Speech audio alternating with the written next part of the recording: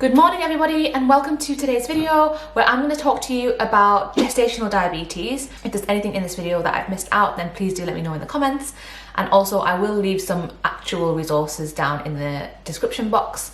Listen to my story, I guess, but also just make sure you're doing your own research on it as well. Okay, so what is gestational diabetes? Well, it's diabetes that's diagnosed during pregnancy. Basically, you might have a meal, it's got carbs in it, and sugar then enters the bloodstream. This then tells the pancreas to release a hormone called insulin, which basically communicates to your fat cells, your liver cells, your muscle cells to do something with the sugar and basically takes it away from your bloodstream. However, if you don't have enough insulin, then that means more sugar is accumulating in your bloodstream, which in the case of gestational diabetes, your pancreas just can't produce enough insulin to accommodate for mum and the baby. So blood sugar levels rise, and this can be dangerous because it often leads to larger babies, which might change your mode of delivery. So I might have to deliver my baby via C-section. And there's also kind of like the danger of something known as shoulder dystocia, which I think is when the baby's shoulder gets stuck on the way down if you deliver vaginally, which is also kind of dangerous. It also predisposes both mum and the baby and increases the risk of either of us or both of us getting diabetes in the future. It's normally diagnosed in your second trimester between about weeks, I think 22 to 28. I don't think they test everyone, so they'll test everyone who has a risk factor for diabetes. Okay, so I've written down the risk factors, so I'm going to go through those. So the first risk factor is if you're over 40. Another one is if your BMI is above 30, like if you've had a baby before and they've weighed more than 4.5 kilograms or more at birth. If you've had gestational diabetes in a previous pregnancy, if one of your parents or siblings has diabetes, you've had a gastric bypass or other weight loss surgery, or if you're of South Asian, Black, African, Caribbean or Middle Eastern origin, even if you're born in the UK. So my risk factor for gestational diabetes was literally that they classed me as South Asian. None of my family suffer from it.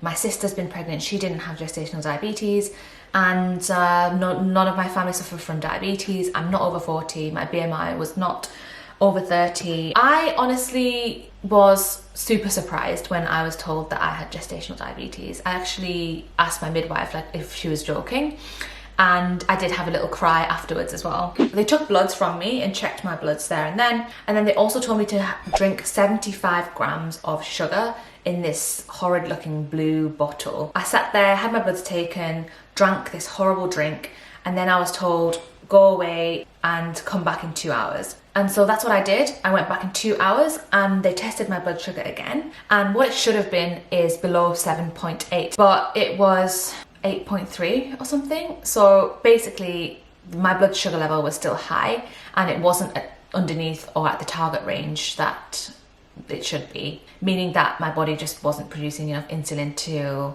I guess, accommodate for that 75 grams of sugar that I just had. I think I really did not take that information well. In primary care, I'd been seeing a lot of patients with type 2 diabetes, and I had been kind of diagnosing them, and I had been counselling them and talking to them about what diabetes is. I thought that I was on the other side of it in a way, and I just didn't imagine that someone would sit on the other side of the phone call to me and tell me that I've got gestational diabetes. So knowing as a healthcare professional all of the impact that diabetes can have on the body, it did kind of scar me. But since then, I feel like it's been a blessing in disguise, because honestly, all I was craving during my whole pregnancy was sugary foods. I was just thinking, well, I'm pregnant, I'll eat what I want because baby wants it. And I kind of just let go of, not standards, obviously I was trying to eat healthily as well, but I was giving in to anything that I wanted. And I've never been that kind of person to count carbs and count calories and stuff like that either. It's been a rough ride. Honestly, it has been tough to come to terms with it. It's given me a lot more empathy when it comes to dealing with my patients and discussing diet with them, because I have been giving dietary advice to my patients, but it was never it never hit home the way it did when I was told that I actually had gestational diabetes. I really had to rethink my entire diet and think about, how I was going to move forward in this case. I've learned a lot about food in the process. So this is my glucose monitor kit, and you have to take it 4 times a day. So you take it fasting, so as soon as you wake up, you check your blood sugar. and then you take it 1 hour after breakfast, 1 hour after lunch, and 1 hour after your evening meal, which again was an adjustment because I honestly just have never done anything like this before. I've told patients how to use these things, but I've never actually done it myself. So in a way, like I said, it's made me a better pharmacist. I definitely can relate to patients more when I have consultations with them and things. So that's really helped. But yeah, it's been annoying and it's been an adjustment to make. Okay, we've got guests over because we've got a baby first aid training class, so I'll be filming after that's finished. You guys are due very soon. Sorry about the interruption there. We just had a personal private first aid training class for babies. It was so useful. But back to the diabetes.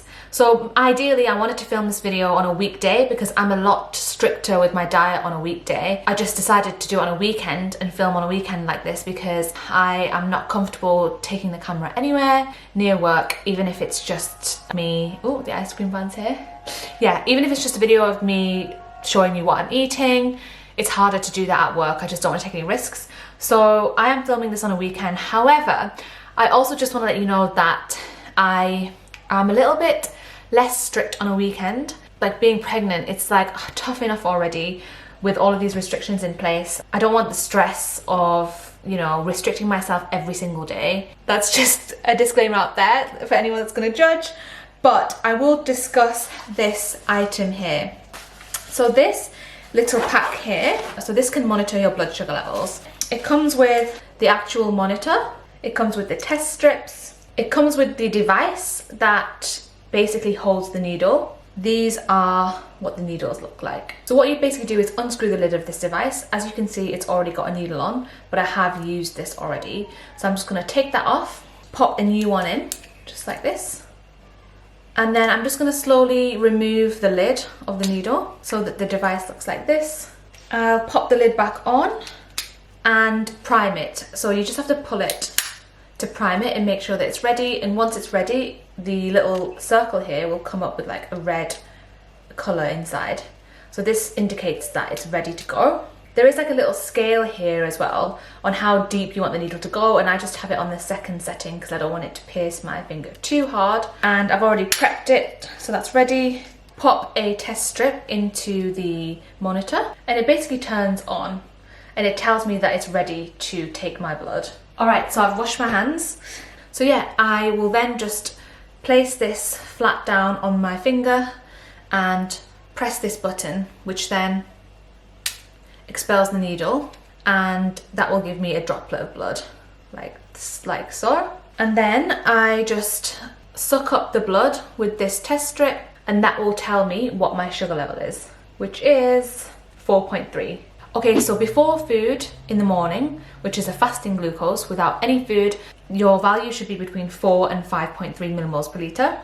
1 hour after every meal, so 1 hour after breakfast, 1 hour after lunch, and 1 hour after dinner, it should be between 4 and 7.8 millimoles per litre. What they do is they make me connect to like this kind of app. I basically have to just input all of my blood sugars. But for example, this morning, before breakfast, my blood sugar was 4.4, which was good, and it comes up as green in range. After breakfast, it was 7.8, which has come up as red. So that was 0.1 millimoles per litre over what they want me to have after breakfast. And in this case, if I have two readings that are out of target and red in succession, then I'll get a call or a text from the gestational diabetes midwives, and they'll say, you know, what's going on. At the moment, I'm just diet controlled, but all readings throughout the day should ideally be green.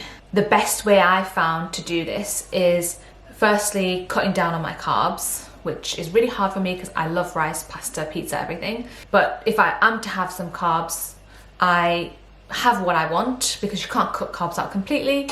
And then I'll just go on a walk after my meal, which helps to bring my blood sugar down. So it's kind of like a balance that I've been doing. So at the moment, they've left me on diet controlled, but if my readings were like constantly out of range, then they'd probably start me on medication such as metformin or insulin. So yeah, that is kind of like a little whistle-stop tour on my gestational diabetes journey. Today, we hosted this session at our house, which was first aid training for babies, and we got pastries for everyone. I had 2 pastries, which is normally not what I would have for breakfast, but I did that today because it's a weekend. And my sugar level was slightly out of range at 7.8 millimoles per litre. It should be under that. So I've already had one red reading today, which is like, yeah, now we're off to lunch. So we're gonna go to a restaurant for some lunch today with one of my friends. Actually with Navid, which you guys saw in my previous video, and I'll take you along and I'll show you what my reading is afterwards. I am actually really hungry, and my husband is next to me eating fries. So I thought, you know what, I'm allowed a snack. So I'm gonna have this yogurt cluster snack for now. I've been told that you should have at least, well, you should have up to 10 grams of carbs for a snack and about 40 to 50 grams of carbs for meals. So that would be my limit. In this case, I've looked just now and it says carbohydrates 25 grams, of which sugars is 11.9 grams. So that is a lot more than what I can normally have as a snack. But I think that we are walking quite a lot today, and we'll be going into Central. So for that reason, I'll let myself have this yogurt and then, yeah, hopefully walk it off. I'm on time. You're late, Regina. This is the first time ever, no? I know. Whenever I come to a restaurant with Navid, Guys, he orders everything. there needs to be food everywhere. I'm going to take my blood sugar again in 1 hour, and then hopefully it'll be less than 7.8. I doubt it's going to be, but have you got any healthcare tips for pregnant women? For pregnant women, what I would recommend is have lots of vitamin supplements, but if you're pregnant, avoid vitamin A because that's not really good for you. But yeah, if you're not sure, always obviously send me a message on Instagram at navid_soul. Okay then, thanks, bye. Oh my god, it's cheat day, guys. This is not a good look for gestational diabetes. Hi guys, we've got the berry cake, we've got the raspberry tart, which our mum is sticking in, and then we've got the Coconut whip and chocolate muffin. chocolate yummy. Let's see how it is. So I just got back home, and not gonna lie, I was terrified of what that blood sugar was gonna be because I had so much food and I also had a muffin. So today I've been quite bad, actually. I'm not trying to inspire anyone through this video. I'm just showing you a realistic day. It is easy to definitely feel guilty if your blood sugars aren't in range and worried, and I'm already feeling like the mum guilt. But as I said, on a weekend, I just let myself off. Tomorrow I'll be straight back to the salad lunches and the healthier breakfasts, but today it just wasn't like that. But that is the way I'm just living my life right now and trying to deal with this diabetes situation. So I hope that it's given you a realistic insight into my day. As you can tell, I've actually only taken my blood sugar 3 times today. So I took it in the morning and I took it after breakfast, and I've taken it after this like lunch/dinner. Right now I'm so full that I don't know if I'll have dinner tonight. So I probably will just, it's already 6 p.m. I probably will just have a nice shower and then go straight to bed, to be honest. Normally I would take it 4 times a day. Today I've eaten a lot and I just want my stomach to rest, so I probably won't be eating dinner. This is not me trying to inspire anyone. You should have consistent regular meals and you should have your breakfast, lunch and dinner. So I'm sorry that this is not really showing you the best example, but it's showing you a realistic example. So there we go. I hope you've enjoyed this video and I'll see you in the next one.